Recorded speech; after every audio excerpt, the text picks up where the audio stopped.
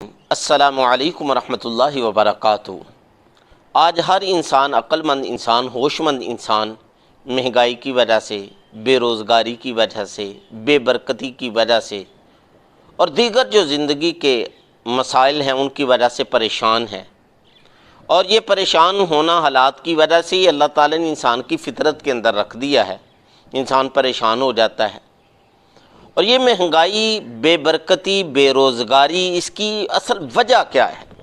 یہ کیوں آ گئی مہنگائی؟ یہ کیوں آگے ہو گئی اتنی بے برکتی؟ یہ کیوں فتنہ و فساد جو ہے وہ پاکستان کے اندر اور دیگر جو ممالک ہیں ان کے اندر یہ فتنہ و فساد کیوں کھڑا ہو گیا؟ اس کی کیا وجہ ہے؟ حالانکہ جو ہمارے پرانے بزرگ ہیں جنہوں نے پاکستان بنتے دیکھا، ان سے جب پاکستان کے ابتدائی زمانے کے حالات سنتے تو حیران ہو جاتے ہیں کہ ابتدا کے اندر بے شک مال کم تھا لیکن خیر و برکت خوب تھی۔ مال کم تھا لیکن اس وقت اتنی زیادہ مہنگائی نہیں تھی۔ مال بے شک کم تھا لیکن فتنہ و فساد نہیں تھا، آنکھوں کے اندر حیا تھی۔ آج یہ پاکستان کے حالات کہ مہنگائی خوب، بے برکتی خوب، بے روزگاری خوب، اس کی وجہ کیا ہے؟ مختلف شعبہ جات کے جو لوگ ہیں اس کی مختلف وجوہات بیان کرتے ہیں۔ حکومت سے پوچھا جائے تو وہ کوئی اور، عوام سے پوچھا جائے تو کوئی اور، ایک دوسرے کو مورد الزام ٹھہراتے ہیں۔ ایک وجہ محترم سامعین وہ ہے جو قرآن مجید کے اندر اللہ تعالیٰ نے بیان کی ہے۔ اصل وجہ یہ ہے کہ ہم نے اللہ تعالیٰ سے جو وعدے کیے تھے ان وعدوں کو بلا دیا ہے۔ پاکستان بنتے وقت کچھ وعدے اللہ تعالیٰ سے ہم نے کیے تھے۔ پاکستان کا مطلب کیا؟ لا الہ الا اللہ محمد الرسول اللہ۔ ان وعدوں کو بلانے کی وجہ سے یہ سارے محترم سامعین مسائل ہیں۔ بے روزگاری ہے، مہنگائی ہے، بے برکتی ہے، فتنہ و فساد ہے، اور سب سے بڑی چیز دلوں کے اندر نفرت، بغض، حسد اور نفاق، منافقت ہے۔ اور یہ اللہ تعالیٰ کا عذاب ہے۔ اس کو ایسے نہ سمجھیں کہ بس یہ آ گیا اور یہ اللہ تعالیٰ کا عذاب ہے۔ سورہ نحل پارہ نمبر 14 اس کی آیت نمبر 112 کے اندر اللہ تعالیٰ مثال دیتے ہوئے، ایک بستی کی مثال جو ہے وہ دیتے ہوئے عمومی مثال ہے۔ اللہ تعالیٰ فرماتے ہیں وَضَرَبَ اللَّهُ مَثَلًا قَرْيَةً كَانَتْ آمِنَةً مُطْمَئِنَّةً يَأْتِيهَا رِزْقُهَا رَغَدًا مِّن كُلِّ مَكَانٍ۔ اللہ تعالیٰ بیان کرتے ہیں ایک ایسی بستی کی مثال کہ جس کے اندر امن تھا، بڑا امن تھا، اس کے رہنے والے، اس کے باشندے اطمینان کے ساتھ رہتے تھے، امن کے ساتھ رہتے تھے۔ یاتیہا رزقہا رغدا من کل مکان، خوب اس کی روزیاں تھیں اور ہر جانب سے خیر و برکت تھی، خوب جو ہے وہ روزگار تھا، بے روزگاری نہیں تھی۔ لیکن کیا ہوا؟ فکفرت بانعم اللہ، اللہ کی نعمتوں کی انہوں نے ناشکری کی، اللہ تعالیٰ سے کیے ہوئے وعدوں کو بلا دیا، تو پھر کیا ہوا؟ فَأَذَاقَهَا اللَّهُ لِبَاسَ الْجُوعِ وَالْخَوْفِ، اللہ تعالیٰ نے ان کو چھکائی بھوک اور خوف۔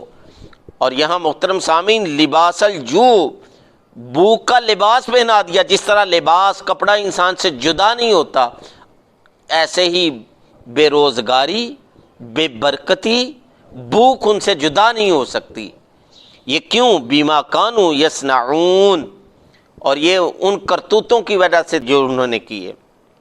تو یہ عمومی مثال ہے محترم سامعین جس کے اندر پاکستان کا نقشہ کھینچا گیا ہے کہ ابتدائی زمانے کے اندر امن تھا، خوب خیر و برکات تھی، مہنگائی نہیں تھی، فتنہ و فساد نہیں تھا، قتل و غارت نہیں تھا۔ لیکن کیا ہوا؟ اچانک فکفرت بانعم اللہ، کہ اللہ نے جو انعام کیا تھا، جو اپنا کرم کیا تھا، فضل کیا تھا، اس کی ناشکری شروع کر دی۔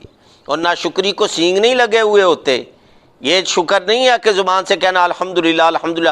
اصل شکر یہ ہے محترم سامعین جو اللہ تعالیٰ سے کیے ہوئے وعدے ہیں ان کو پورا کیا جائے۔ اور آج میں اور آپ پورے پاکستان کو چھوڑے، میں اور آپ اپنی حالت پر غور کریں کہ اللہ تعالیٰ سے کیے ہوئے وعدوں کو میں اور آپ کتنا پورا کر رہے ہیں، اور یہ ہر کوئی خوب جانتا ہے۔ اور دوسرے لفظوں کے اندر یہ کہہ لیں یہ مہنگائی، یہ بے روزگاری، یہ ہمارے اعمال کا نتیجہ ہے، یہ ہمارے اعمال کا نتیجہ ہے۔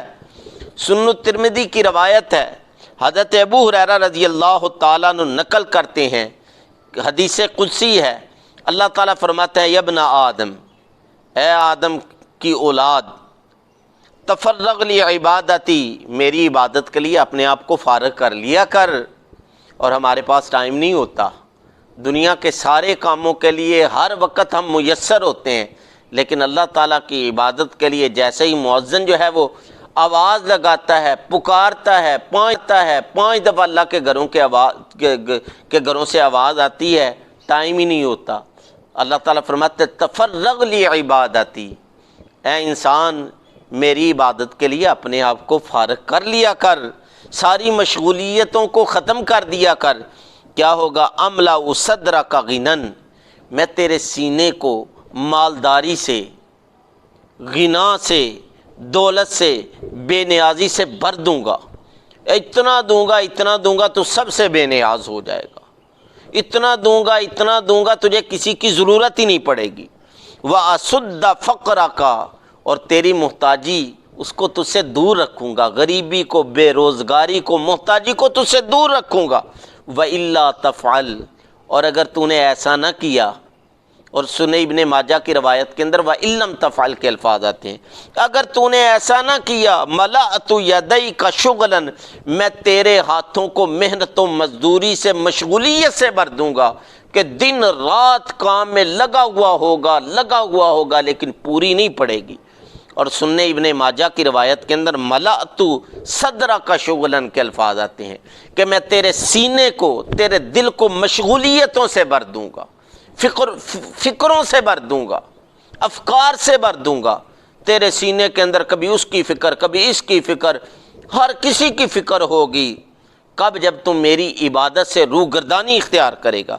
وَلَمْ أَسُدَّ فَقْرَكَ، دن رات تو سوچتا رہے گا، دن رات محنت کرتا رہے گا فقر و فاقے کو، محتاجی کو دور کرنے کے لیے، لیکن تیرا فقر و فاقہ میں ختم نہیں ہونے دوں گا۔ اس لیے محترم سامعین، اصل وجہ مہنگائی کی یہ ہے کہ اللہ تعالیٰ کے حکموں سے دور ہیں، اللہ تعالیٰ سے جو کیے ہوئے وعدے ہیں ان سے دور ہیں۔ باقی یہ اپنی جگہ ہیں وہ ساری وجوہات، ان کا انکار نہیں کیا جا سکتا۔ اسباب کو پیدا کرنے والی اللہ تعالیٰ کی ذات ہے، مسبب الاسباب اللہ تعالیٰ کی ذات ہے۔ اس نے پھر اس ہماری ناشکری کے نتیجے کے اندر یہ سارے اسباب جو ہمیں نظر آتے ہیں، یہ اللہ تعالیٰ نے یہ اسباب پیدا کر دیے۔ اور دوسری بات، کتابوں کے اندر نوادر الاصول فی احادیث الرسول کے اندر حضرت داؤد علیہ السلام کے واسطے سے پوری انسانیت کو اللہ تعالیٰ نے جو ہے وہ نصیحت کرتے ہوئے ارشاد فرمایا ترید و ارید، اے انسان ایک میری چاہت ہے، ایک تیری چاہت ہے، وَيَكُونُ مَا أُرِيدُ، اور کان کھول کے سن لے، ہونا وہی ہے جو میری چاہت ہے، جو میں چاہتا ہوں ہونا وہی ہے، اب تیرے اختیار کے اندر ہے۔ فَإِذَا أَرَدْتَ مَا أُرِيدُ، اگر تو نے اپنی چاہت کو میری چاہت کے تابع کر لیا، اپنی چاہت کو چھوڑ دیا، میری چاہت کو اپنا لیا، کفیتک ما ترید، تو میں تجھے وہ بھی دوں گا جو تو چاہتا ہے، تیری چاہت کو بھی پورا کروں گا۔ اور ذہن میں رکھ لے وَيَكُونُ مَا أُرِيدُ، ہونا ہر حال میں وہی ہے جو میری چاہت ہے۔ وَإِذَا أَرَدْتَ غَيْرَ مَا أُرِيدُ، اور جب تو نے وہ چاہا جو میں نہیں چاہتا، میری چاہت کو چھوڑ دیا، میری چاہت کو چھوڑ دیا اور اپنی چاہت کے پیچھے بھاگنا شروع کر دیا، عَنَيْتُكَ فِي مَا تُرِيدُ، میں تھکا دوں گا تجھے اس میں جو تو چاہتا ہے، اور پھر بھی وَيَكُونُ مَا أُرِيدُ ہوگا وہی جو میں چاہتا ہوں۔ تو محترم سامعین، آج ہم تھک رہے ہیں ان چاہتوں کے پیچھے جو میں اور آپ چاہتے ہیں، اور اللہ کی چاہت کو چھوڑ کر اگر اپنی چاہتیں پوری کرنا شروع کر دیں گے تو اللہ تعالیٰ بھی فرماتے ہیں میں تھکا دوں گا تمہیں، انہی کے اندر گھما کے رکھ دوں گا۔ اس لیے محترم سامعین، اگر ہم چاہتے ہیں کہ ہمارے گھروں سے بے روزگاری اور بے برکتی ختم ہو، تو پھر محترم سامعین اللہ تعالیٰ کے حکموں کو پورا کرنے کی کوشش کریں، اپنی ذات سے شروع کریں اور پھر آگے اس کا سلسلہ جو ہے وہ بڑھاتے چلے جائیں۔ ویسے بھی ایک مشہور روایت ہے، نبی علیہ السلام معراج کے موقع پر تشریف فرما ہو رہے ہیں، حضرت جبریل علیہ السلام سے پوچھا ہے جبریل کچھ چیزیں اوپر جا رہی ہیں، کچھ نیچے آ رہی ہیں، یہ کیا ہے؟ حضرت جبریل علیہ السلام نے عرض کی، اے اللہ کے رسول صلی اللہ علیہ وسلم، جو نیچے سے چیزیں اوپر جا رہی ہیں بندوں کے اعمال ہیں، اور اوپر سے جو نیچے چیزیں آ رہی ہیں یہ اللہ تعالیٰ کے بندوں کے اعمال کے مطابق فیصلے ہیں۔ تو اللہ تعالیٰ جو فیصلے فرماتے ہیں وہ بندوں کے اعمال کے مطابق، اگر اچھے اعمال کریں گے تو اللہ تعالیٰ کی طرف سے اچھے فیصلے آئیں گے، اور اگر اچھے اعمال نہیں کریں گے تو محترم سامعین پھر اللہ تعالیٰ کی طرف سے ناراضگی اور غصے غضب والے فیصلے آئیں گے۔ تو یہ ہر انسان جو ہے وہ چاہتا ہے کہ مہنگائی، بے روزگاری، بے برکتی ختم ہو، تو اس کا ایک ہی حل ہے اللہ تعالیٰ کی طرف رجوع۔